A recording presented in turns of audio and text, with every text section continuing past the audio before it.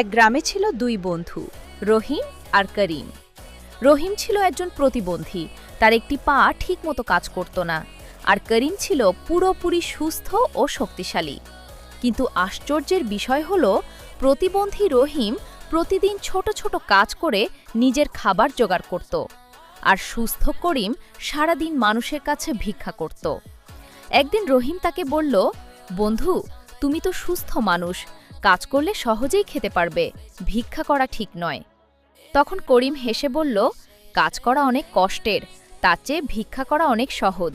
মানুষ একটু সাহায্য করলেই তো খাবার পেয়ে যায়। রহিম শান্তভাবে বলল, সহজ হলেও ভিক্ষা করা সম্মানের নয়, নিজের পরিশ্রমের খাবারেই আসল সুখ।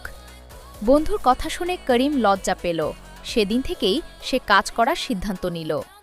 এই গল্প থেকে আমরা শিখি, পরিশ্রম করে খাওয়া সম্মানের, আর ভিক্ষা করা ভালো নয়।